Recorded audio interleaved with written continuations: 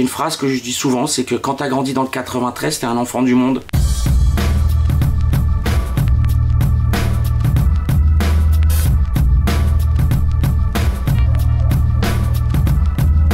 Là, on prend l'énergie. Là, on est sur le toit de mon atelier au 6B. Donc derrière moi, ma ville, Saint-Denis. Je vous montre un petit peu ce que je fais ici. Bonne visite, les amis. Je peins sur tout support. Donc je peins des bateaux, je peins des camions et je peins aussi des avions. Voilà. En 88, à Saint-Denis, il faut savoir que il y avait une grande activité au niveau hip-hop, graffiti, danse, etc.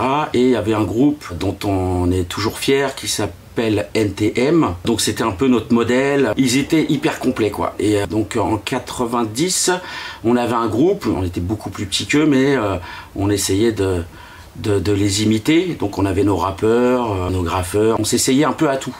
Et puis on se spécialisait après à un moment. Et puis voilà, le dessin, j'ai beaucoup aimé, quoi. Et peut-être parce que aussi on met plus son travail en avant que notre personne.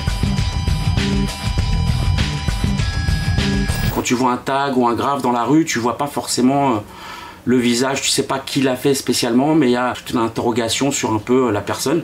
Et j'aimais bien ce délire-là, quoi. J'ai pris conscience de l'impact de mon art. C'était dans une cité qui s'appelle Les Francs-Moisins, qui est à côté du Stade de France. Et un jour, j'ai peint un mur là-bas. Il y a plein de gens qui s'arrêtaient, qui me demandaient ce que je faisais. Il y a même des mamans qui m'ont ramené des fruits et tout. Et les gens m'encourageaient, ils m'ont donné de la force. Et là, j'ai dit, mais c'est quoi ce délire, quoi? C'est là que je me suis rendu compte de la puissance du truc, quoi. Et de fil en aiguille, j'ai fait d'autres murs dans cette cité, puis dans d'autres cités, à Saint-Denis. Et puis j'ai eu beaucoup d'affection pour les murs qui restent dans différentes cités, avec toute la vie qu'il y a autour. Parce qu'une fois que moi j'ai peint, j'ai offert quelque chose, et moi je pars. Mais les gens, ils vont vivre avec ce que j'ai fait. Et ensuite, ça leur appartient. Il y a 2 ans, j'ai été approché par Visa, donc avec pour thème la banlieue et le slogan « Pas sans vous ».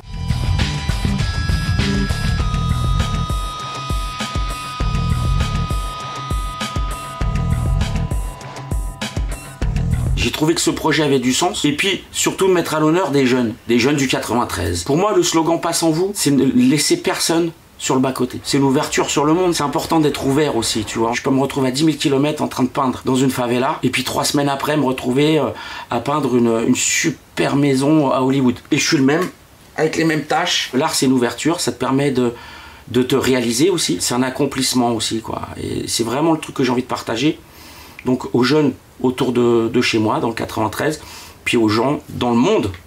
Et c'est pour ça qu'aussi on rebondit sur cet événement des Jeux Olympiques, qui va ramener des gens du monde entier, qui va être vu dans le monde entier. Je suis aussi sensible à ça, quoi, à partager aussi des ressentis, des visions de vie, voilà, mondialement.